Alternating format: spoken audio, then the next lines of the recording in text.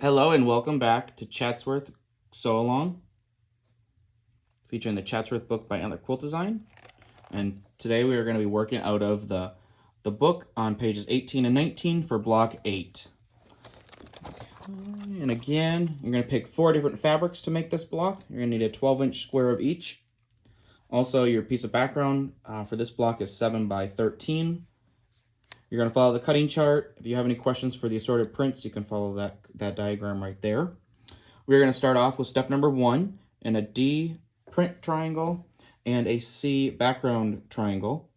And we are going to sew them together in the bias. Now I know this is kind of like an old school method way of making a half square triangle, but you didn't need to have you only needed one half square triangle. You didn't need to have 2 from each print from this one. And so we're going to go ahead and sew them together on that long diagonal edge, right sides together.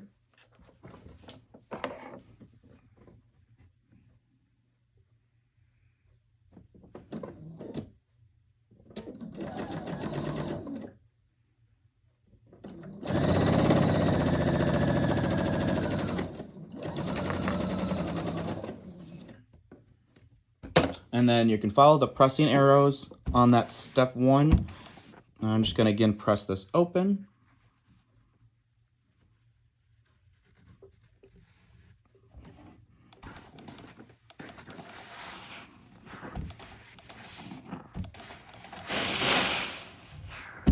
All right. And then you're going to trim that to the size that it says in the book. Now often you can use a little square ruler, or you can use anything you have handy. So sometimes I just make what I have right here work.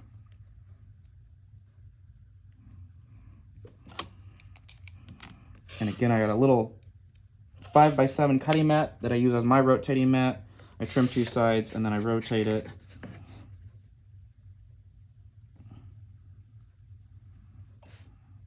And then I trim the other 2 sides as well. And you're going to do this, you're going to make 1 half square triangle with each of your 4 different fabrics in the block. So that's step number 1. Step number 2 is where we're going to make some flying geese again. And for the flying geese, we're going to go ahead and we're going to use an A triangle from our background, and then we're going to use 2 D triangles from our prints, and you're going to make sure you have the same print in each flying goose.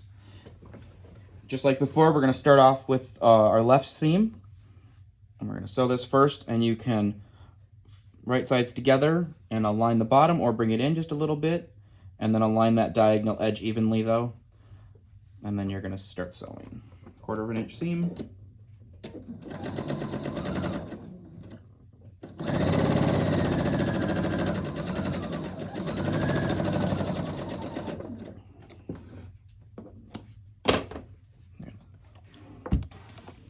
Set the seam.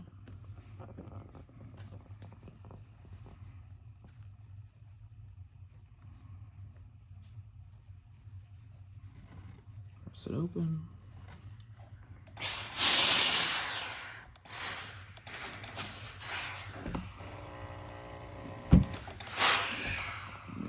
Add the other triangle after we've sewn that first seam on.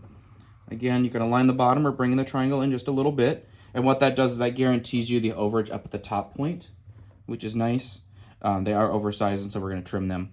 And you're going to have this little dog ear we can talk about after we sew it. Align the diagonal edge as always, and then sew 1/4 inch seam.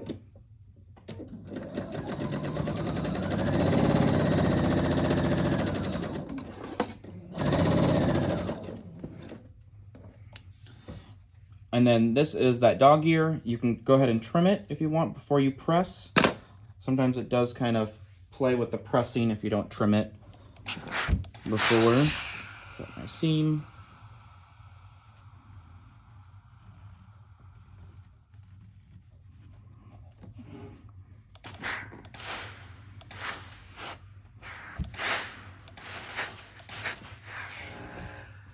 Okay. So there's our step number 2, our flying geese unit, and we are going to go ahead and trim that to the size that it says in the book. But also, when you're going to make 1 of each of the assorted prints with the flying geese. Okay. again, we're going to use our ruler. We're going to line everything up.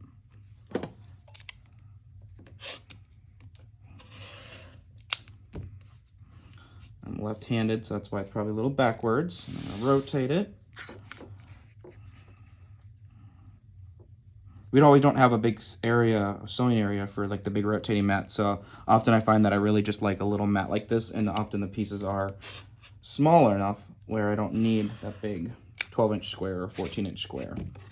So we're going to trim the other side, and again, we're going to make sure we have that 1/4 inch point on our goose. And that is step number 2. And so we're going to go to step number 3, which happens to be the center of our block. And for that, we're going to actually work with the It's So Emma square within a square foundation paper. Sometimes I like to sew on paper if I just want mindless sewing. I don't have to be too particular about making a square within a square, because sometimes to get the 1/4 inch point, it's a little fussy. And so what we're going to do is you just need one piece of paper, and then you're going to cut your background square. Now, if I'm going to do the foundation paper, I cut a little bit bigger, and this is the B square, so I will cut it a little bit larger than the pattern says. But then I like to hold it up to a light to make sure that I have it centered on there. And as you can tell, I also folded on each of the 4 lines. I folded the paper, and that also kind of gives me a rough idea of where to place the fabric. And so once I have the fabric pretty well centered, the base fabric, you can either put a glue right there, or you can just do a pin. And so I like to put a pin there in place. And then I'll take my triangles that are the D triangles, and there's one from each of the assorted prints. And with this one, I'm going to go ahead and kind of pre-lay it out to make sure that I like how it looks, and that, you know, I'm a-okay with that. And I like the placement of everything. And then we're just going to start with one triangle at a time. And the nice part about this is, so we have our base pinned on here. We're going to fold back. We're going to fold back on number 2, because 1 is our center, 2 is right here. And we're going to grab our little cutting mat. And this just kind of helps us keep everything positioned correctly, making sure we have everything enough. And I'm going to, from that fold, I'm going to put the 1/4 inch on my ruler, and I'm going to trim it away. And what this is going to do is then I'm going to take my triangle on the diagonal edge, and I'll align that just like that. And then we're going to open this up, and we're going to sew right down that line. Now, normally I always sew with like a 2.0 stitch length, but because we're doing like with the paper, I'll do the 1.5. And so we're kind of trimming it before we sew, which is really nice, so we know right where our seam is, right where our pieces are going to line up.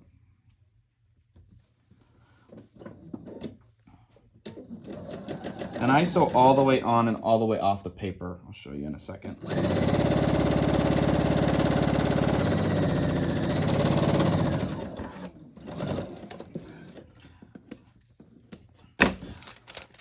So I sewed this seam, and I went all the way on and all the way off. I don't necessarily like to start and stop right here.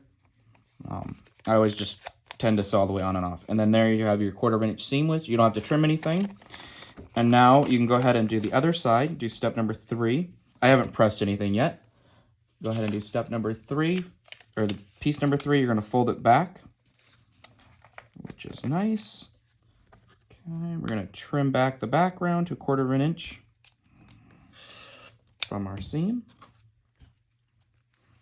You're going to grab that other triangle piece. It's going to go on to step number 3 again, right sides together. Align the triangle edges, lay it flat, and you're going to stitch right on number 3.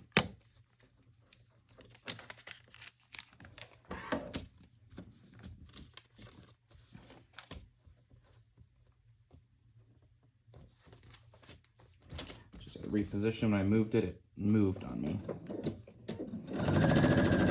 Again, I'm sewing all the way on and all the way off the paper.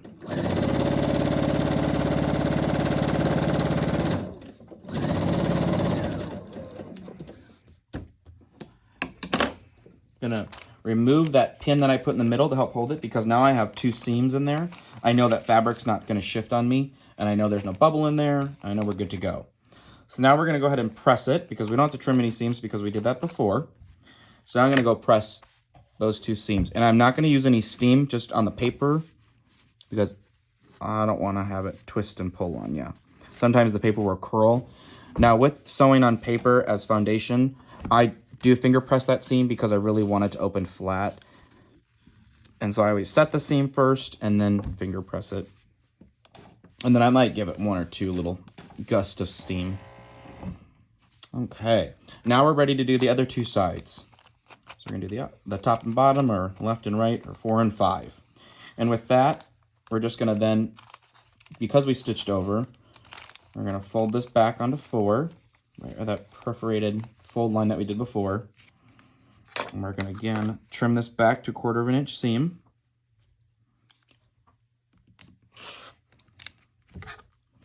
And that, we just wanna make sure that we line up the correct piece. So it's gonna be the gold. Fold that back. And line that up there. And we're gonna sew.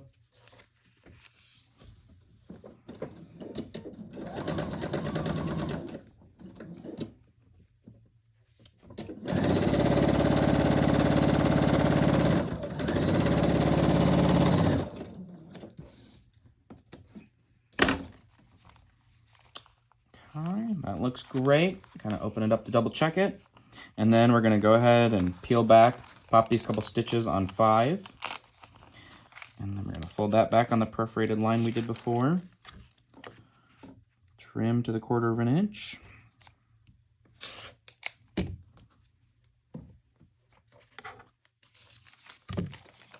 Open it up. And align the other triangle, the last one on there. Stitch.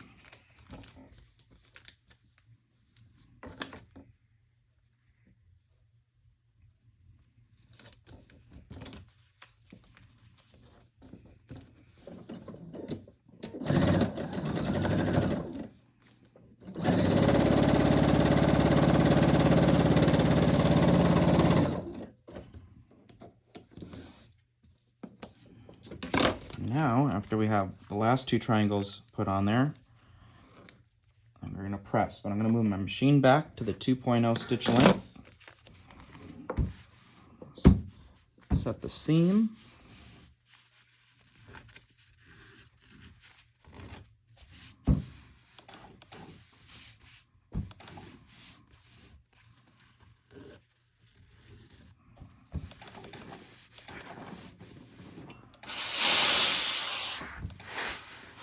And then I always give it one nice final press when I'm all done.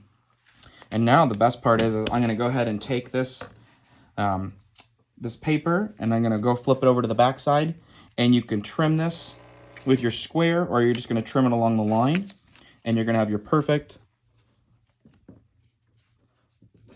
square within a square. It's kind of a little TV magic there. And so that is step number 3. And with that, you'll want to make sure that you have your 1/4 inch from your edge of your units. And now we're going to go to step number 4, and that is sewing the block together. And so we're going to grab our units, from 1 and 2, and we're going to lay this out. And as you can tell, we need to have all of the fabrics in the quadrants together be the same print. So I always like to start with my center block. And that kind of helps me with the positioning of everything.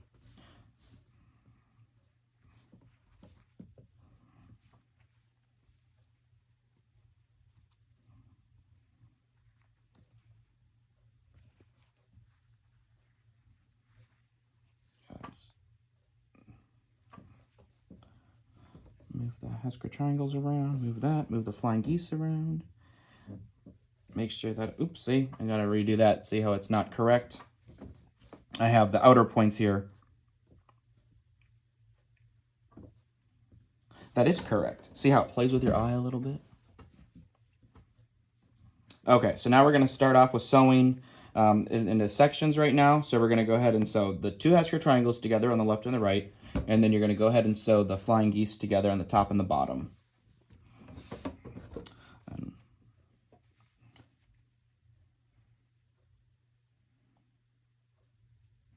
And if you've pressed your seams opposite or you pressed them open, everything should nest and it lines right up.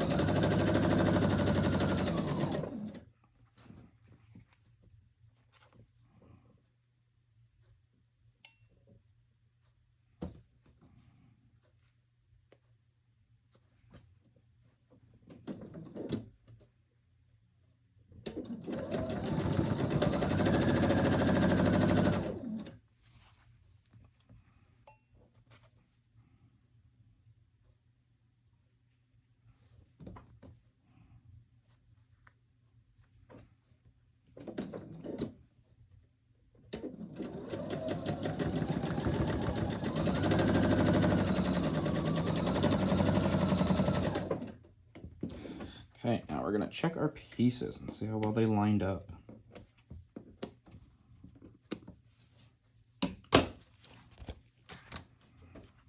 And when I talking about the lining up, you're gonna make sure like the point there lines up. That one's good.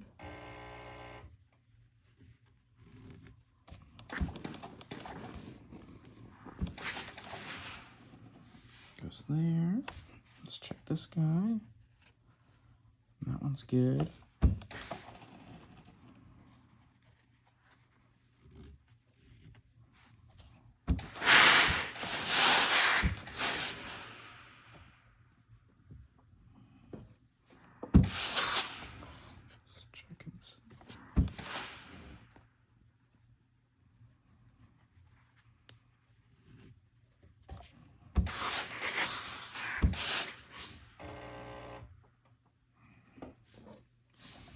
Last one.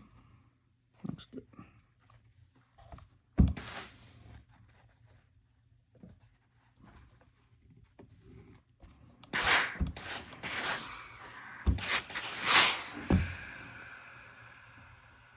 After the 4 kind of sections are sewn together, you're going to make sure you got it laid out correctly.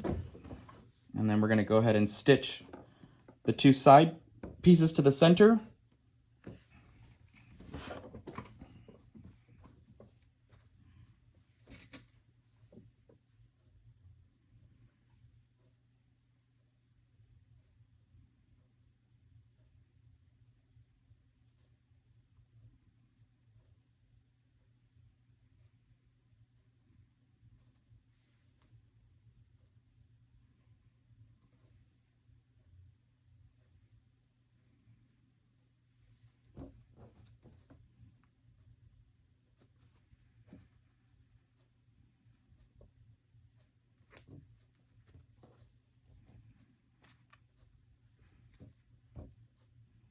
And I'm a pinner, so I just like to take time and pin.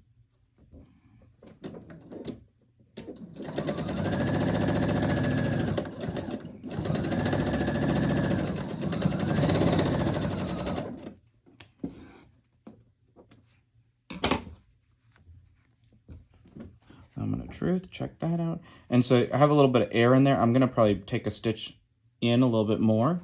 Otherwise you can leave it float. That's fine too.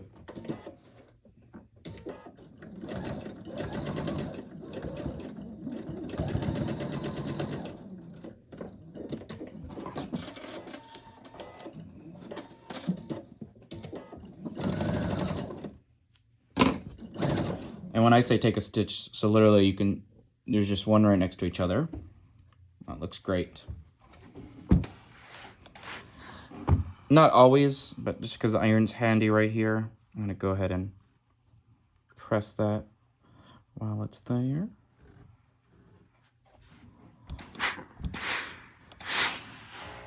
It's nice to see it pretty and open. All right, now we're gonna add the left side.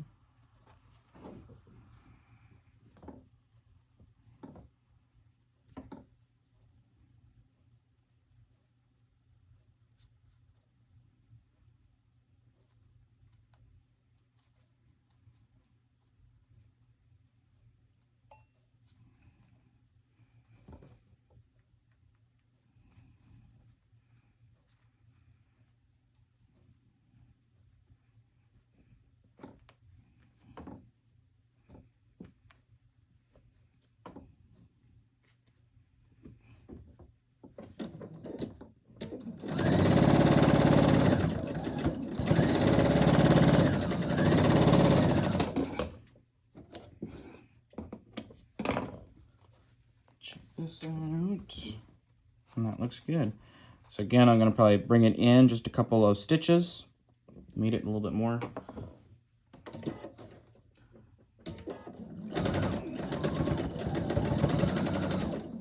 I find when I get to point, sometimes I veer a little bit to the right of the point.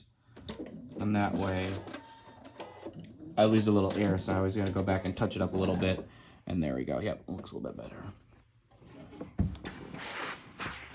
And that's just the quirkiness of myself. So you know, whatever you'd like to do.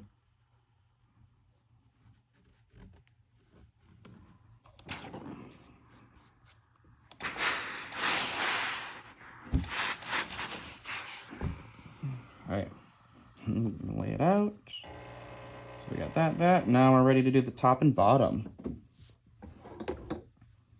So now on the top and bottom, we're gonna have to match up the two left and the right points on the end, and then the middle point again.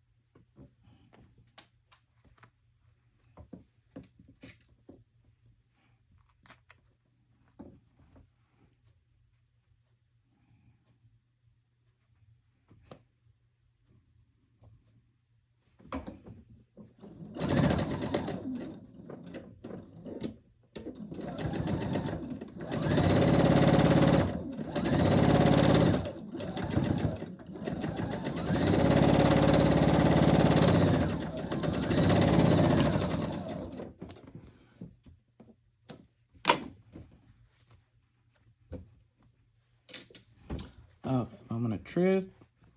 So I can bring that in a little bit. That looks good there, and that one looks good there. But I am going to bring that point in a little bit so it matches a little bit better.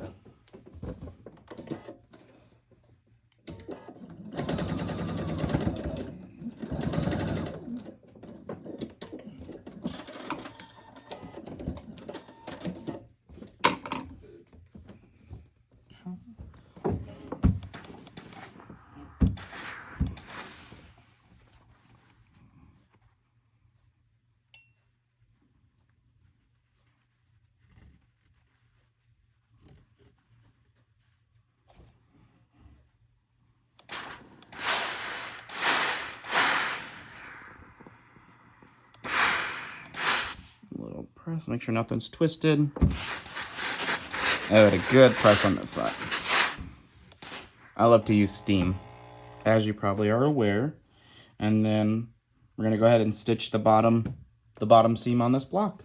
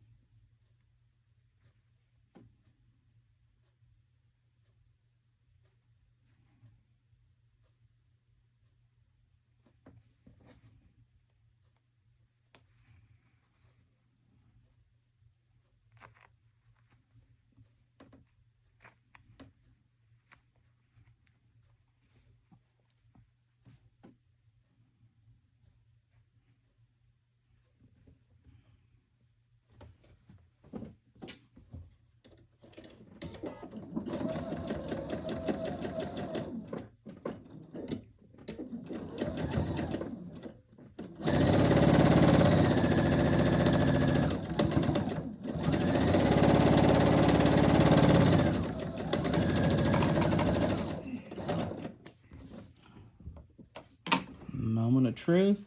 Pull the pins out. Check points. Left and right look good. In the middle, again, I'm going to bring in kind of a common thing a little bit. But I'd rather be able to bring my points in than have them cut off.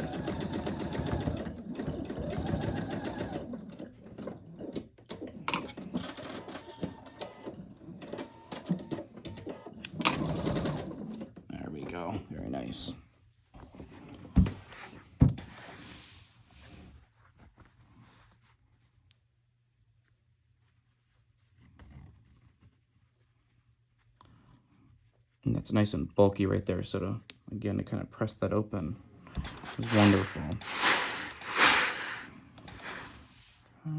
Nothing's twisted or nothing's laying wonky. And now we're going to go to the front and give it one nice final all over press.